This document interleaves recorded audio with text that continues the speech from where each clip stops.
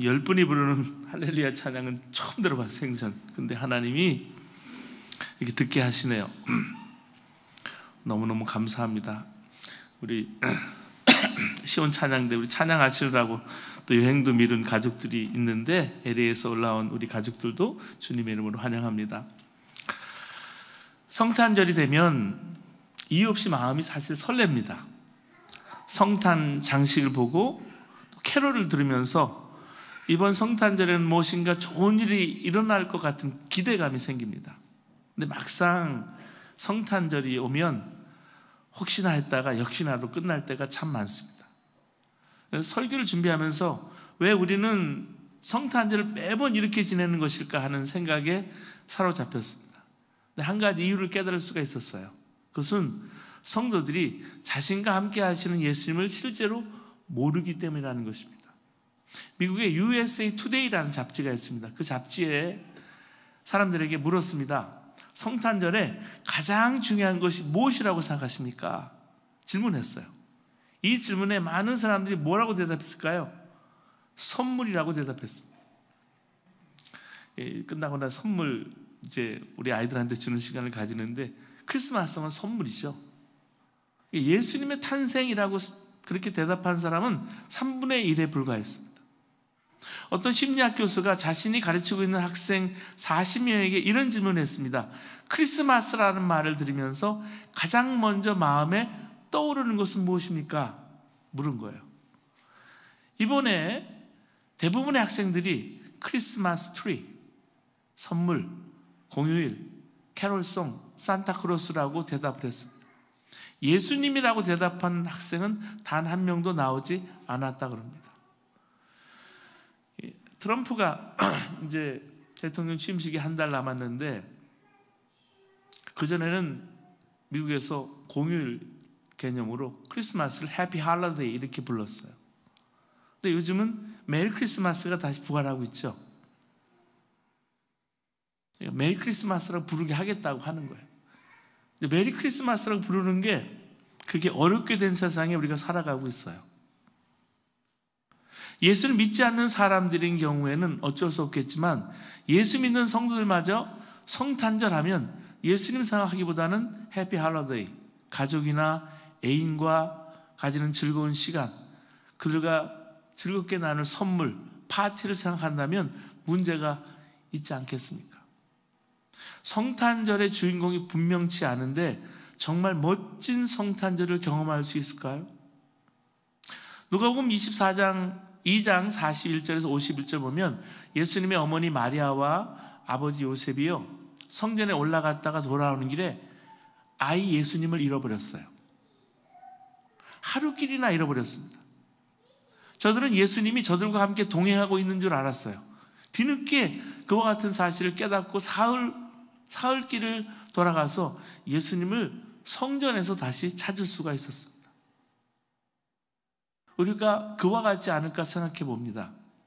예수님을 믿는다고 하는 사람들에게 예수가 없는 것을 종종 발견하게 됩니다. 여러분 크리스마스에 여러분 마음속에 예수님이 계십니까? 초등학교 다니는 어느 목사님 딸이 어느 여름날 아이스크림을 먹지 않겠다고 하더래요. 여름날에 아이스크림을 먹지 않겠다고. 목사님이 왜 그러냐고 물으니까 얼굴이 빨개지면서 조그만 목소리로 이 아이가 대답을 하는 거예요. 예수님이 내 마음에 계시면 너무 추우실 것 같아서 그래요. 지난 주일 교회에서 예수님이 자기 마음에 있다고 이 아이가 분명히 배웠던 겁니다. 우리가 우리 안에 계신 예수님을 진짜 알게 될 때 성탄절은 바뀌게 됩니다. 여러분 남편이나 아내 생일이 되면 어떻습니까? 요즘은요 아내 생일을 잃었다가는 큰일 납니다. 예수님 생일이나 남편이나 아내 생일 사실 어느 게 더 중요합니까? 그러나 개인적으로는 남편이나 아내 생일이 예수님 생일보다 더 중요하게 여기는 사람이 있는 거예요. 안 그러면 큰일 나거든요. 이유는 하나예요. 남편과 아내는 함께 살고 있지만 예수님과는 함께 살지 않기 때문입니다. 이번에 잠깐 한국에 들렸을 때 결혼식에 제가 참석을 했더니 토요일 날 오는 날 결혼식에 참석했더니 깜짝 놀랐어요.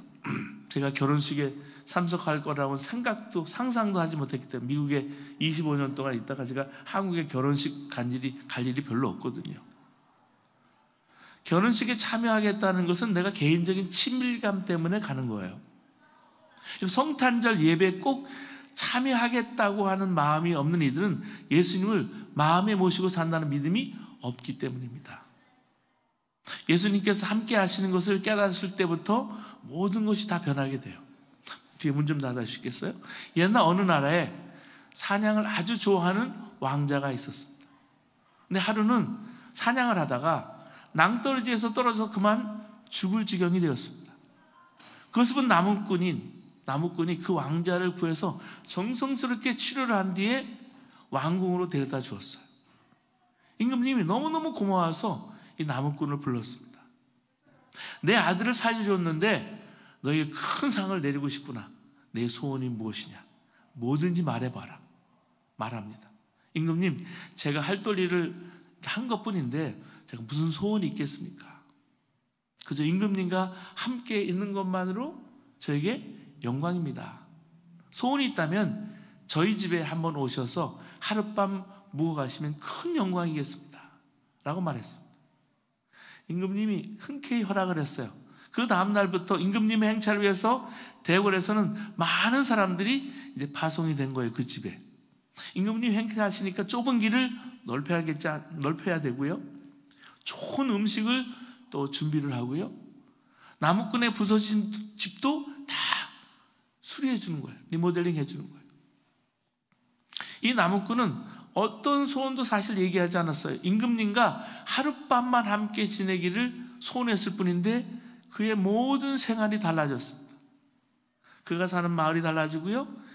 들어가는 진입로, 마을 입구가 달라졌고요. 환경이 달라지고요. 집이 달라졌어요. 여러분, 임금님과 하룻밤만 잔다고 해도 이렇게 달라져요. 그런데 예수님께서 우리 마음에 계신다면 얼마나 놀라운 변화가 생길까요? 성탄절도 바뀌게 됩니다. 사랑하는 여러분, 2024년 크리스마스를 2024번 맞게 되는 그런 성탄절이지만 이 성탄절의 주인공은 분명히 해야겠습니다. 동방박사들은 밤하늘에 큰 별을 발견하고 이 땅에 메시아가 나실 징조라고 여겼습니다. 그래서 그 별의 주인공을 찾아서 먼 길을 찾아 떠났어요. 그들에겐 오직 이 땅에 오신 큰 왕, 메시아를 만나는 그 소원밖에 없었어요. 이게 크리스마스를 감격스럽게 맞는 거예요. 사랑하는 여러분, 성탄절 예배야말로 은혜 받는 날이기보다는요, 예수님을 찬양하고 경배하는 날이에요. 매주 예배가 그래야 되지만 성탄절 예배는 더욱 그렇습니다. 어린아이부터 시작해서 마이크가 낮아서 아이들이 쑥스럽지만 저들의 마음속에 있는 예수님을, 저들을 지으신 예수님을 찬양하는 거예요. 그때 진정한 성탄의 은혜를 경험하게 됩니다. 예배에서 받은 은혜는 하나님께 경배하는 태도에 따라 달라져요.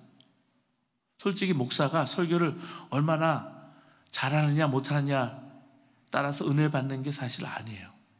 같은 설교라도 받는 은혜가 다 다른 것을 저는 많이 경험했어요. 제가 못한 설교라도요, 은혜를 받는 경우는 정말 수없이 많아요.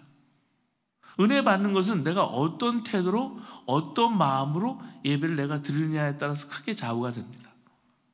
예배 때 은혜 받지 못하는 가장 큰 이유는 잘못된 태도로 예배에 참석하기 때문에 그래요. 여러분 잘 아시는 아시시의 성자 프란시스는 예수님을 따라 제자가 되려고 자기가 물려받은 그 유산을 다 버렸습니다. 그것은 주님께 드린 예물이기도 했습니다. 아프리카의 성자 리빙스턴은 어린 소년 시절에 주님께 드릴 헌금이 없어서 헌금 바구니에 2발을 얹었어요. 자기 몸을 주님께 예물로 드렸습니다. 왜 프란시스나 리빙스턴처럼 감동과 감격의 신앙생활을 못하는 것일까요? 그것은 주님을 향한 우리의 마음이 다르기 때문입니다. 사랑하는 성도 여러분, 이번 성탄절 예배는 은혜를 받으러 오기보다는 예수님을 찬양하려고 예수님께 예물을 드리려고 오신 분들이 있습니다. 그때 진정으로 성탄절의 감동을 경험하게 되는 것입니다. 우리가 이렇게 우리 안에 계신 예수님을 바라보면 예수님께서는 우리를 우리 주변에 가장 낮은 곳으로 인도하실 것입니다. 왜냐하면 예수님이 탄생한 곳이 바로 그곳이기 때문에, 그 낮은 곳. 사실 성탄절 이야기는 슬픈 이야기예요. 경제적으로 가난해서 여간방 하나 잡지 못한 한 남자 이야기고요. 짐승들이 사는 마구간에서 아기를 해산해야 했던 여인의 이야기고요. 태어나자마자 누운 곳이 그 나귀의 먹이통, 말구유, 말의 밥통, 그 먹이통 구유였던, 거기서 태어나야 됐던 아기의 이야기입니다. 동방박사들은 처음에는 이걸 이해하지 못했습니다. 그래서 왕은 왕궁에 태어날 거라는 선입감 때문에 큰 소동을 일으키고 말았습니다. 이 실수는 지금도 계속되고 있습니다. 멋진 성탄절을 보내려면 사랑하는 사람들과 화려하고 풍성하고 아주 우아한 분위기에서 지내야 하는 것으로 여기는 사람들이 많아요. 크리스마스 하면. 근데 성경과는 참 거리가 먼 생각입니다. 성탄절의 감동은 어려운 이들을 찾아갈 때 경험하게 됩니다. 존 그리샴이라는 베스트셀러 작가가 크리스마스 건너뛰기라는 제목의 재밌는 크리스마스 소설을 썼어요.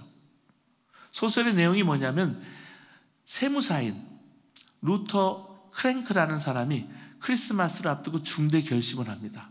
마음에도 없는 선물 교환이나 우스꽝스러운 크리스마스 트리, 형식적으로 주고받는 크리스마스 카드, 아무도 먹지 않는 햄과 칠면조, 판에 박힌 크리스마스 만찬과 파티, 돈만 많이 들고 실속도 없는 지겨운 크리스마스 시즌을 올해는 건너뛰기로 한 거예요. 그래서 크리스마스 건너뛰기입니다. 대신 아내와 호와 유람선을 타고서 시즌을 올해는 내가 이렇게 크리스마스를 즐길 게 아니라 내가 건너뛰겠다 결심한 거예요. 대신 아내와 호와 유람선을 타고 카리브해를 떠나서 백사장에 누워 장렬하는 태양에 몸을 맡기는 행복한 상상에 젖어듭니다. 그러나 이 꿈은 크리스마스 이브에 걸려온 전화 한 통으로 산상조각이 났습니다. 평화봉사단의 일원으로 페루로 떠났던 딸이 느닷없이 결혼할 남자를 데리고 오겠다라는 거예요. 그것도 애인에게 미국의 전형적인 크리스마스 풍경을 보여주겠다고 전화를 한 거예요. 루터와 아내는 뒤늦게 크리스마스 트리를 구하랴, 크리스마스 파티를 준비하랴 동분서주합니다. 백화점마다 물건이 이미 다 동이 난 상태예요. 친구들에게 파티에 참석해달라고 애원하지만 이미 약속해버려서 못 온다는 거예요. 아내는 쓸데없는 아이디어로 이웃으로부터 왕따 당하고 이제 크리스마스를 뒤죽박죽 망쳐버린 남편을 비난하고 아내의 성화에 못 잊어 지붕 위에 성탄 장식을 하러 올라갔던 루터는 미끄러져서 지붕에서 떨어지고 전깃줄에 대롱대롱 매달립니다. 그래서 구급차, 경찰이 달려오는 소동이 벌어졌어요. 마을 사람들은 크리스마스는 없다고 외치던 루터 부부가 왜 갑자기 이 난리 법석을 떠는지 알게 됩니다. 딸 블레어를 좋아하는 마을 사람들은 마음을 풀고 루터 부부를 돕는데 발벗고 나섭니다. 성탄 장식을 하고 파티에 쓸 음식을 이제 돕고 경찰은 공항으로 블레어를 데리러 갑니다. 성대한 크리스마스 파티가 이제 열리고 루터 부부, 블레어와 애인 그리고 마을 사람들은 함께 메리 크리스마스, 메리 크리스마스를 외칩니다. 이때 떠들썩한 집을 조용히 빠져나가는 루터는 아내가 암에 걸려서 시한부 인생을 선고받은 이웃집 부부를 찾아가서 이 카리브해 유람선 티켓을 선물합니다. 시한부 암 선고받은 이에게 이 티켓 주는 거예요. 집으로 돌아온 루터는 비로소 진정한 크리스마스의 감동을 느끼는 이야기예요. 이게 크리스마스 건너뛰기라는 존 그리샴의 소설입니다. 우리 옛사랑교회와 네트교회에서 올해 새롭게 포항에 설린 애육원의 고아들을 돕게 되었습니다. 그리고 여러분, 전쟁으로 인한 난민들이 참 많은데 또 여러 가지 지진과 자연적인 재해로 부모를 잃은 사람들이 많아요. 근데 고등학교까지 이렇게 보내고 나서 그리고 대학을 졸업하고 나서의 그 빈 공간을 힘들게 보내는 사람들을 위해서는 장학금이 필요해요. 그래서 그 고아들을 위한, 난민을 위한 또 장학금을 준비하고 있습니다. 춘천과 안산에 너무나 어렵게 사는 청소년들과 어린이들을 위해서 카페 동산과 하늘 카페를 통해서 섬겨주신 여러분의 손길을 통해서 지금까지 또 올해도 도울 수 있는 것은 하나님의 은혜였습니다. 여러분, 작지만 적은 물질을 모아서 이 물질이 정말 오병이어가 아이의 손에 이렇게 들려져 있었지만 주님이 축복하시고 축소하셨을 때 5천 명을 먹이고 12강질이나 남았잖아요. 우리가요, 평생 살면서 5천 명분을 먹어 치우는 일은 쉽지만 5천 명을 먹여 살리는 일은 우리의 작은 씨앗, 작은 결단에서 나옵니다. 그 오병이어를 하나님 축복하셔서 넘치게 하시는 거예요. 왜냐하면 그것이 예수님께서 원하시는 일이기 때문입니다. 성령의 역사로 유명했던 미국 빈야드 교회가 여러분 예배 드릴 때 참 인상 깊었는데, 인상 깊은 것은 성령의 역사였습니다. 근데 성령의 역사뿐만이 아니었어요. 예배당 옆에 구제품 같은 창고 건물이 있었습니다. 작은 백화점 같은 규모로 성도들이 기증한 많은 구제품이 쌓여 있었고요, 매주 이것을 어렵고 가난한 이들에게 나눠주는 사역을 하고 있었습니다. 그것이 그 교회에 나타나는 성령의 역사가 진짜 역사라는 증거예요. 예수사랑교회는요, 작고 남들 보기에는 보잘것없어요. 말구유처럼 환경도 우리가 도울 수 있는 손길도 참 작아요. 근데 하나님께서는요, 우리가 그 축복의 또 은혜의 사랑의 선교의 통로 되기를 원하시는 거예요. 우리가 가지고 있지 않지만요, 하나님께서 우리를 통해서 역사하시는 것은 하나님의 큰 은혜예요. 마태복음 11장에 보면 세례 요한이 오게 해서 제자들을 예수님께 보내서 당신이 정말 오실 그 메시아입니까? 물었어요. 예수님께서 이사야를 인용하면서 대답하세요. 너희가 가서 듣고 보는 것을 요한에게 고하되 소경이 보며 안진뱅이가 걸으며 문둥이가 깨끗함을 받으며 귀머거리가 들으며 죽은 자가 살아나며 가난한 자에게 복음이 전파된다 하라. 가난한 자에게 복음이 전파되는 것이 참 그리스도께서 오신 증거입니다. 사랑하는 성도 여러분, 올해는 정말 멋진 성탄절을 경험하시기를 주님의 이름으로 축원합니다. 올해 성탄절은 정말 멋진 성탄절, 예수님과 온전히 하나 되는 깊은 은혜의 성탄절을 경험하게 되시를 주님의 이름으로 다시 한번 축원합니다. 이제 함께 기도하겠습니다.